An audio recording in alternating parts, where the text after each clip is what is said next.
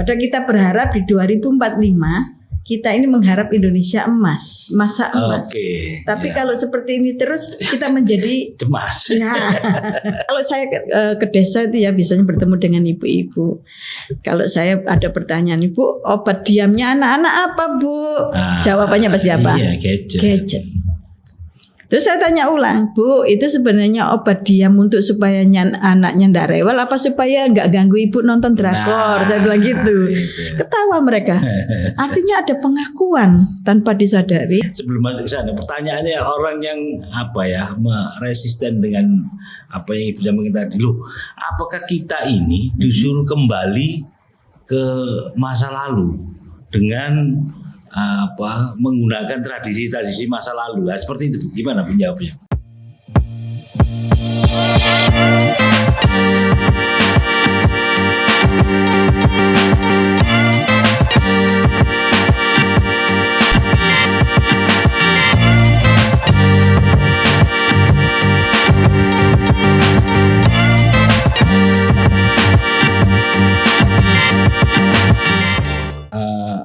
Bu Wiwin Suprabat, kita ketemu lagi, Bu. Semoga tidak bosan ya ketemu saya. Saya kalau udah ngomongin Bu Wiwin,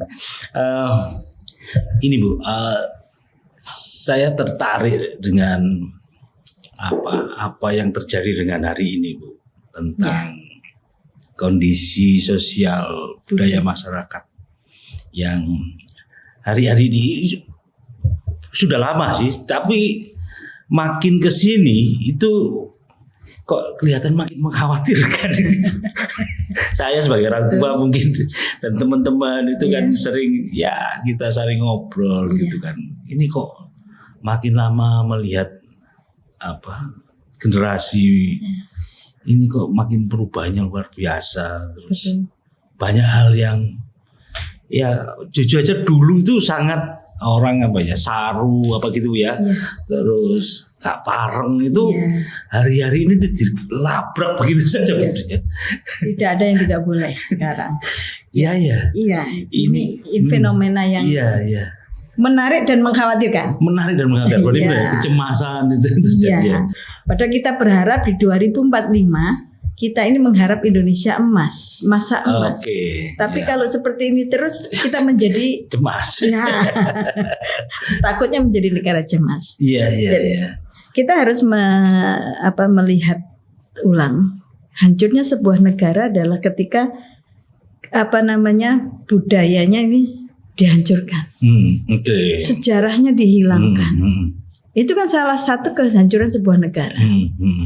Nah, kita ini adalah negara yang besar, negara yang punya kekuatan kalau di masa krisis pangan kita tidak akan kehabisan pangan karena kita di negara tropis yang sepanjang tahun semua tanaman tumbuh. Artinya tidak semua negara seperti kita. Dan ini akhirnya menjadi sebuah tujuan utama mereka menguasai kita. Nah, ketika kemudian senjata tidak lagi bisa menguasai, apa yang terjadi? Dilemahkanlah, terutama generasi mudanya. Lewat apa? Bisa jadi lewat akulturasi budaya. Itu tadi budaya tadi.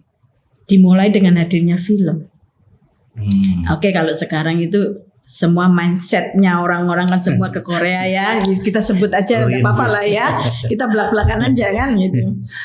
Nah, awalnya hadirnya sebuah lagu-lagu Korea, film-film Korea yang kemudian digemari oleh anak-anak, ibu-ibu.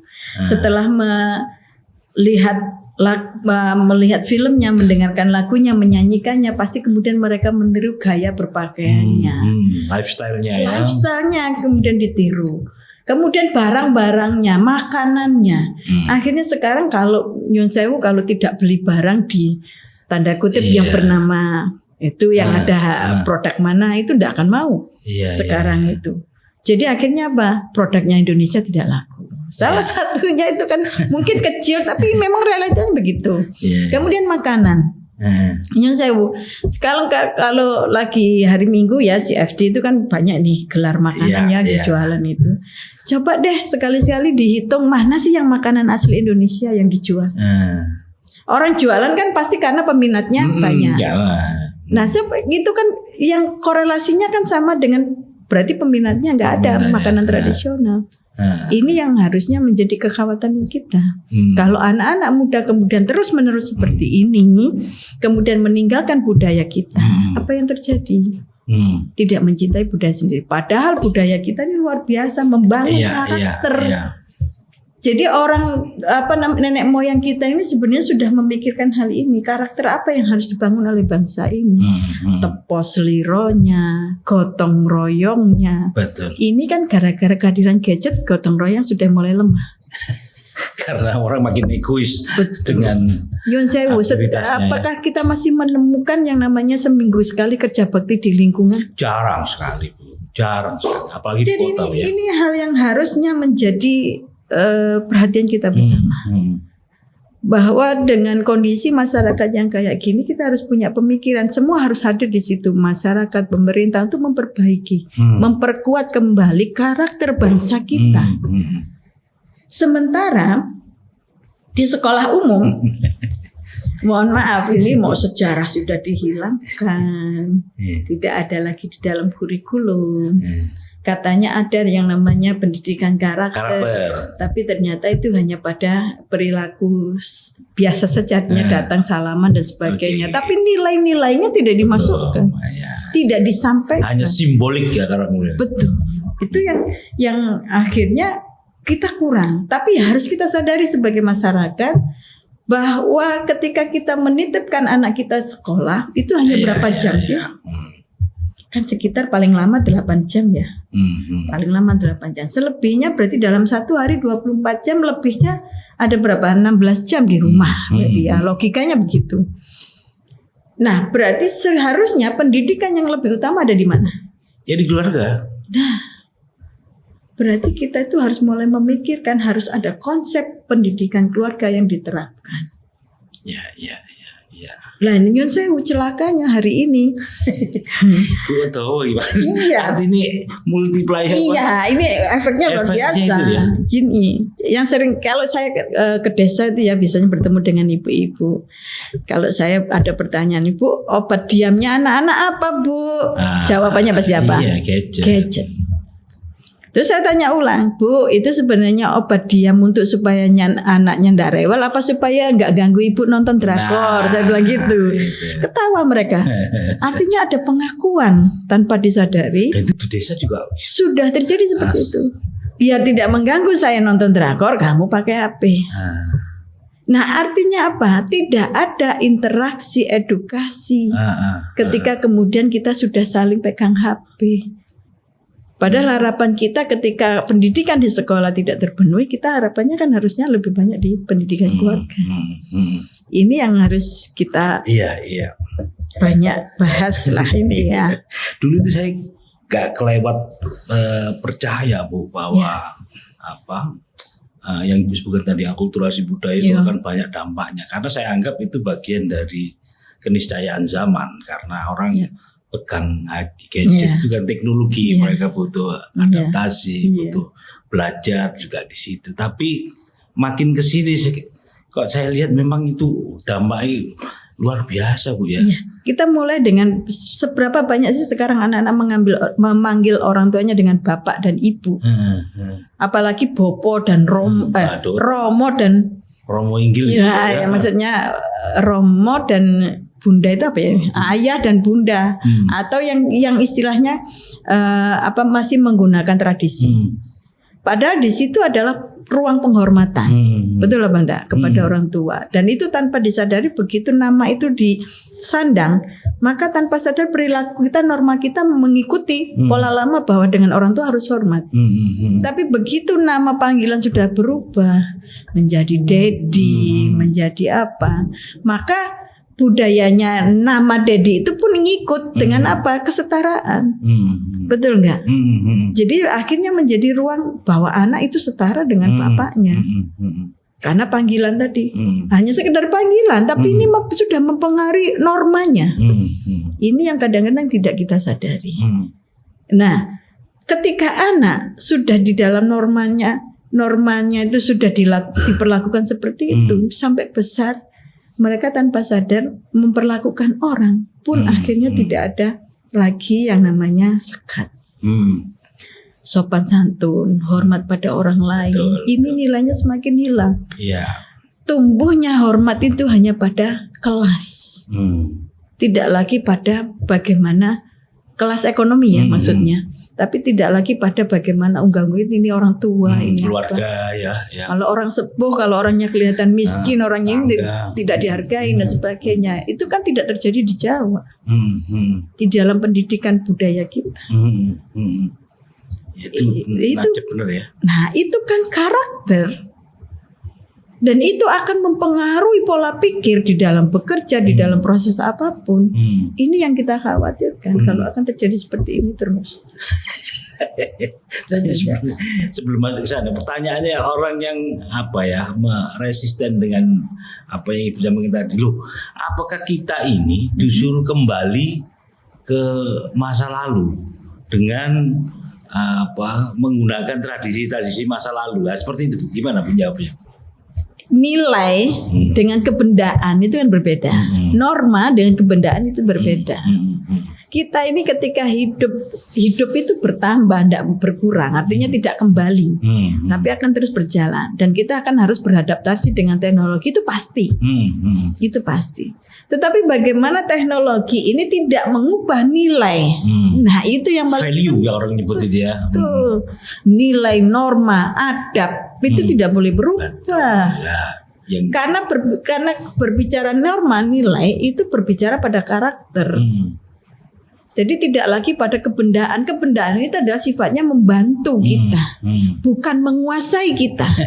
Nah, tapi yang terjadi hari ini kebendaan menguasai kita. Nah, itu yang orang keranjingan kalau nggak ada ya. Apa istilahnya? Ada sesuatu yang hilang. Akhirnya nilai-nilai tidak lagi tidak seperti kita dulu. Dan ini sudah menjadi sebuah perubahan yang besar. Contohnya adalah begini. Saya punya teman dosen yang hari ini sudah mulai bahasanya gini. Saya ini dosen, saya pernah jadi mahasiswa. Yang kalau sudah jadi mahasiswa itu kemandiriannya mutlak ya kalau zaman dulu. Nah, ketika saya jadi dosen hari ini, ada mahasiswa saya kesulitan di dalam mengajukan judul skripsi, orang tuanya ikut campur. Artinya apa? Karakter anak-anak itu sekarang tidak terbangun, tidak setangguh kita. Mandirian ya. Iya.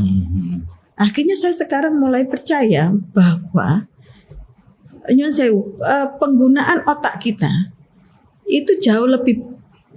Saya baru tadi pagi melihat sebuah video yang menyampaikan kata-kata bijak ketika anaknya itu mau nonton gadget, anak 9 tahun.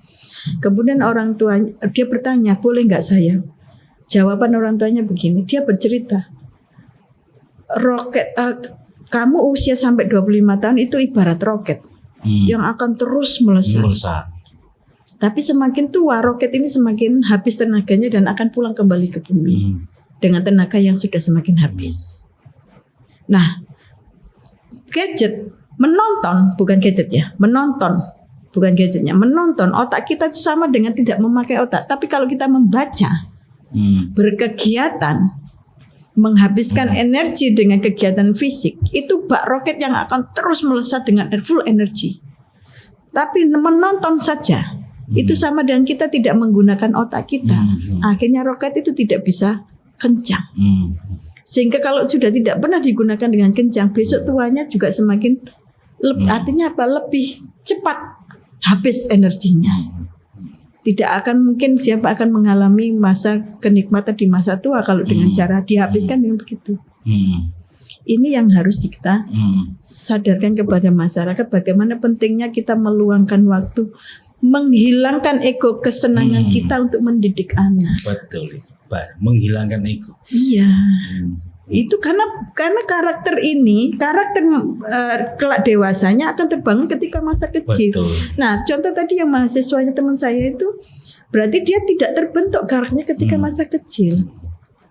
Karena kalau anak usia, katakanlah mahasiswa sekarang umur 22 ya, Ketika SD berarti sudah mulai ada gadget kan, sudah mulai ada internet dan sebagainya. Artinya mereka sudah terpengaruh memang dengan pola pikir itu. Nah kalau yang zaman kita kan enggak. Sehingga kita tuh pernah nggak dulu kita nih mendaftar ke SMP SMA ditemani orang tua? Tuh kita sendiri Bu. Kita berangkat kita sendiri. Lihat anak-anak sekarang. Struggle life-nya menjadi berkurang. Kenapa? Karena kita kurang kuat menancapkan karakter anak di masa masih kecil ini. Maka keluarga, pendidikan di dalam keluarga inilah penting untuk membentuk karakter ini. Itu yang harus kita. Nah, ketika ini tidak terbentuk, yang terjadi adalah anak-anak sudah gampang terpengaruh dengan lingkungan yang lebih besar. Contohnya yang terjadi saat hari ini yang kita sebut penjajahan budaya tadi. Ini apa? Karena kita kurang kuat dalam pembentukan karakter. Iya. Dan yang karena lahirnya anak-anak ini sudah di take over oleh gadget di dalam proses pendidikan di rumah. Iya. Diwakili. Iya, diwakilkan. Iya. Ya mungkin kita memang harus introspeksi Bu Marisa yang mungkin usia sudah punya anak dan sebagainya kan.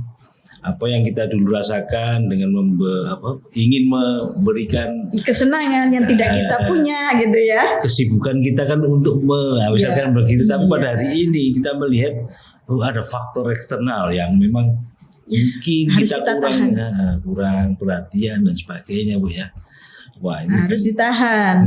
Iya, kita nggak bisa kemudian iya betul. Memang kadang-kadang terutama saya sendiri merasakan saya ini anaknya guru yang artinya secara ekonomi masih termasuk di kelas menengah ke bawah lah zaman dulu ya. Kita guru zaman dulu begitu. Sehingga kadang-kadang ketika kita punya hari ini seolah-olah ada penebusan. Saya dulu tidak bisa menikmati ini. Anak saya tidak boleh sesusah saya. Kan pasti pikiran kita seperti itu, betul apa enggak? Nah, ini ternyata justru membunuh.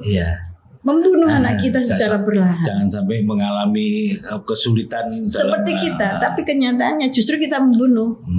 Karena kita menghilangkan interaksi untuk transfer ilmu yang berkaitan dengan budaya. Betul. Yang sudah diajarkan nenek moyang kita bersusah payah.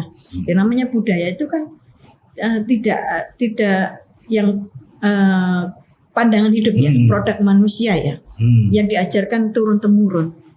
Nah ini yang kadang-kadang kan tidak mungkin masuk di dalam teori di sekolah. Nah ini yang harusnya ruang ini yang harusnya kita isi. Kita harus banyak merelakan waktu sebelum kemudian terlambat sudah gede terjadi seperti ini. Ini kalau ditarik lagi Bu, itu ada beberapa teman yang punya pegawai begitulah ya. Sebagian ada anak-anak yang usia itu kan, ya dia cerita pada saya begitu. Mereka terampil memang dalam urusan cepat ya. Tetapi tidak bisa mentalnya tidak bisa kuat. Betul. Gampang mutung istilahnya. Ya mutung ya bener ya. Apa istilahnya? Patah harap. Terus disinggung Bu. Kan Bu, terus urusan singgung zaman ini kan zaman disinggung dilokno iku wis biasa kan Bu ya. Betul. Kenapa? Karena memang semakin kesini eranya itu kebersamaan itu kan semakin berkurang karena sudah terwakilkan dengan oleh gadget. Teman itu sudah diperoleh dengan. Nah kalau kita dulu karena tidak ada gangguan sehingga waktu luang kita pulang dari sekolah ngapain ya cari teman untuk kemudian bermain bersama. Nah padahal bermain bersama inilah justru yang sekarang ini mahal apa? Kalau kita pengen bermain bersama itu kan kadang-kadang kita harus ikut bahasanya itu kalau di tempat wisata yang ada untuk melatih kepemimpinan itu loh. Outbound. Padahal outbound itu dari dulu kita sudah melakukan tiap hari. Namanya aja bukan outbound dulu ya. Iya, kan itu membangun karakter juga. Bagian dari membangun karakter untuk bisa mampu bekerja sama, mampu memecahkan masalah. Itu kan karena kita istilahnya zaman now bentukan ya, dengan sering berbenturan dengan banyak orang, itu kan akhirnya menumbuhkan pola pikir yang berbeda, karakter yang berbeda. Nah ini yang sudah mulai hilang. Maka harus dikembalikan ke keluarga. Bagaimana keluarga itu meng-create bahwa anak ini akan tumbuh pola yang seperti kita dulu. Mungkin mencari temannya sudah sulit, ya kita yang harus menjadi temannya. Betul. Untuk bisa membantu membangun karakter dia yang bisa bekerja sama, tidak mudah patah dan sebagainya. Satu lagi terkait mudah patah tadi. Iya. Kerja dengan tekanan agak intensitas tinggi. Itu minta healing katanya. Lah itu kan itu masih bagus. Zaman dulu, zaman mereka duit. Masih bagus minta healing. Nah, kalau yang sekarang kan kita nyun sewu ya dengan banyaknya bunuh diri itu. Oke, yang kesehatan itu mentalnya kan itu ya. Iya, itu kan karena memang karakternya sebagai manusia yang kuat tidak terbentuk. Itu sangat terkait ya, sangat terkait itu Bu ya. Ya banget. Saya ini pernah diskusi dengan teman psikolog. Mereka menyampaikan pesan ketika anak saya masih kecil. Mereka menyampaikan pesan. Ingat ya, pendidikan karakter anak itu maksimal sudah anak menemukan karakter dirinya di usia 13 tahun. Ketika dia 13 tahun belum bisa mengenali dirinya, kelebihannya apa, dia sukanya apa, hobinya apa, dia belum menemukan, dia akan tumbuh menjadi remaja yang paling mudah dipengaruhi oleh lingkungan. Betul. Salah satunya narkoba dan sebagainya. Maka pendidikan yang paling intensif harus dilakukan mulai 0 sampai 13 tahun. 0 ya. Kenapa 0? Karena dia sudah mulai mendengar. Jadi apapun yang kita ucapkan itu adalah norma bagi bayi. Ya, betul. Bahkan ada pesan dari seorang psikolog bilang gini, kamu jangan remehkan anak umur 3 bulan. Anak umur 3 bulan itu sudah bisa melihat.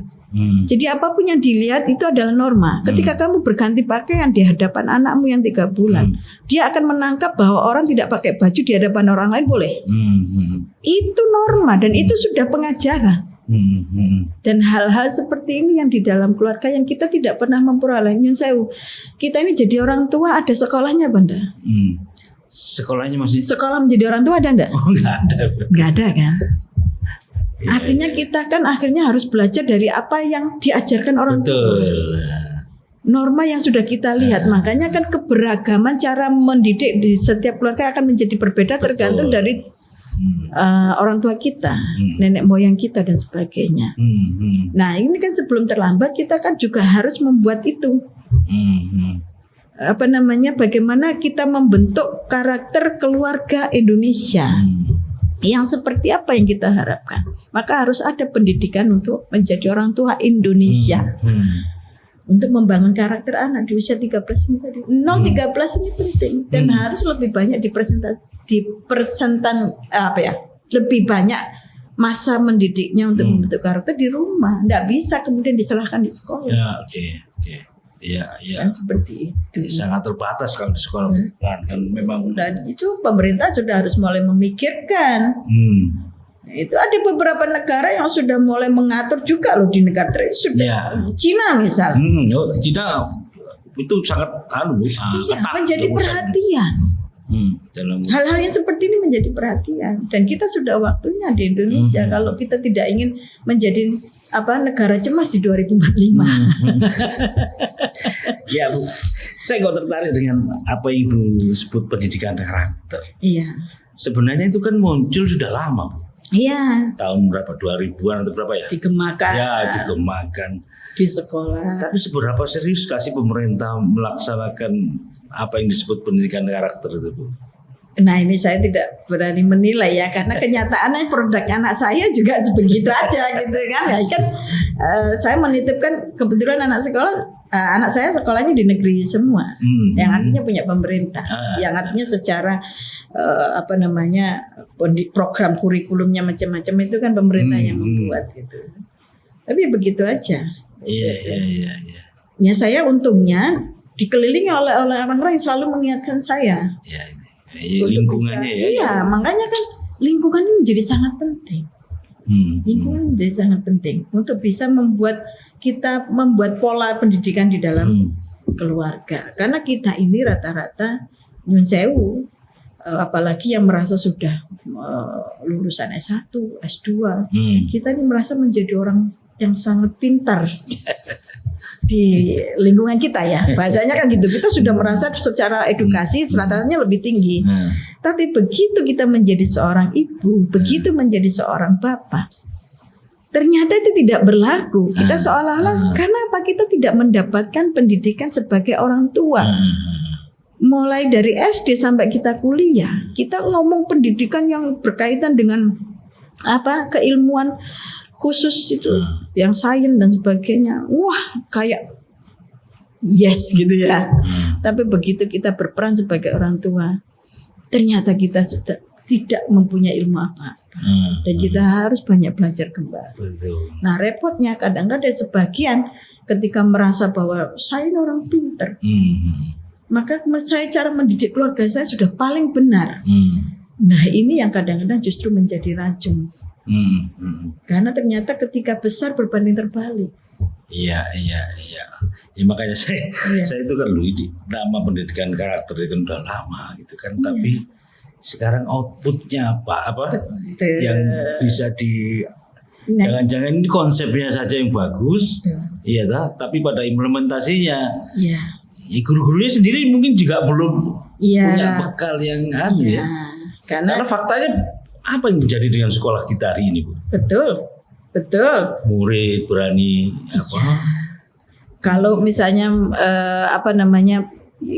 guru yang menertibkan muridnya dengan hukuman itu sudah dianggap melanggar hukum atas nama HAM dan sebagainya.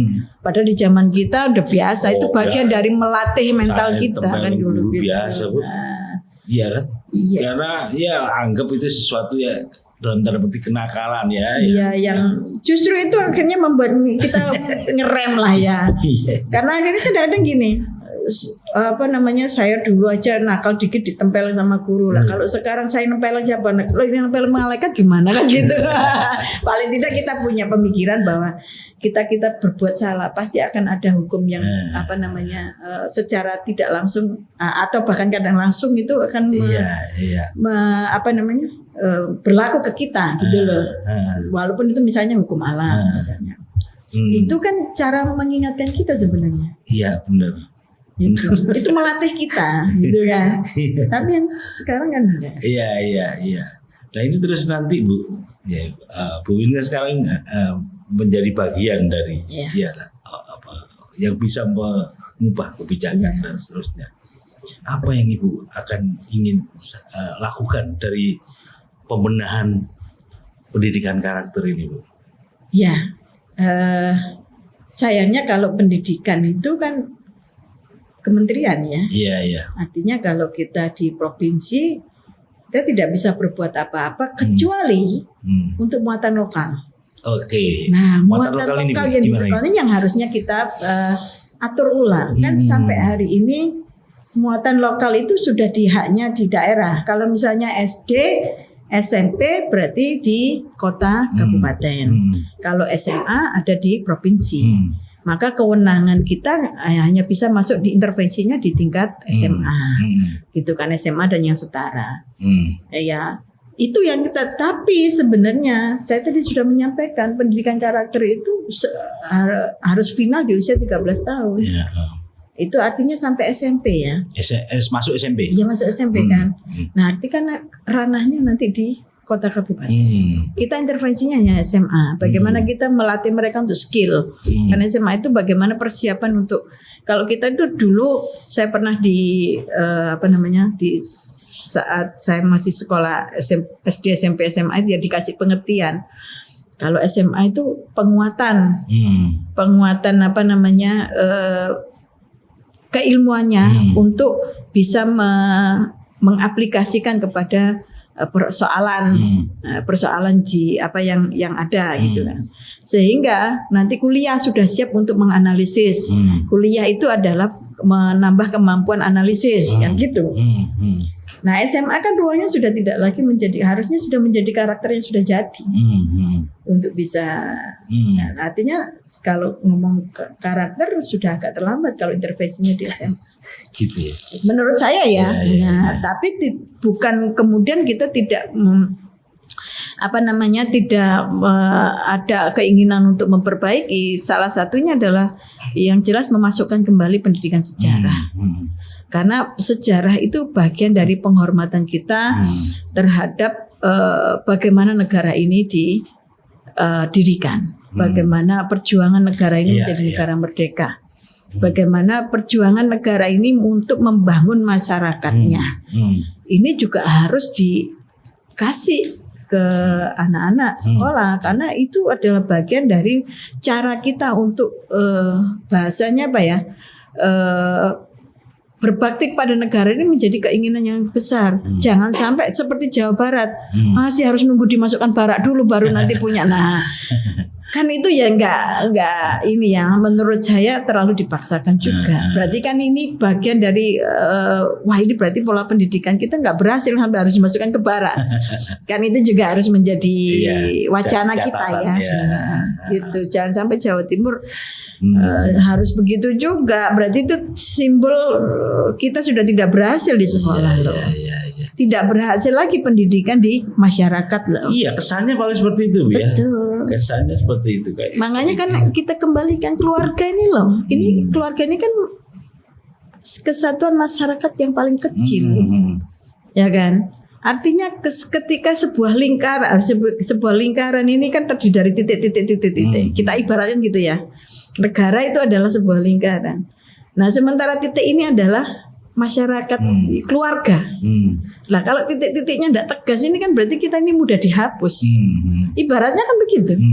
Jadi kekuatan negara itu adalah bagaimana kekuatan sebuah keluarga, termasuk di dalam membentuk karakter keluarga, generasinya. Ya, tapi saya ingin sedikit menyinggung, Bu. Sebenarnya dari regulasi seperti yang hari ini, apakah kayak apa, mendukung atau tidak, atau hanya sekedar ini, Bu? Sebenarnya sudah ada, cuman kadang-kadang contoh kita ini kan punya lembaga mitra pemerintah. Ada yang namanya Karang Taruna. Ada yang namanya PKK. Sebenarnya itu kalau kita manfaatkan betul, itu kan menjadi ruang untuk itu. Iya. Bagaimana mendampingi masyarakat untuk pendidikan keluarga. Karena sekali lagi kita ini menjadi orang tua tidak ada pendidikan formalnya.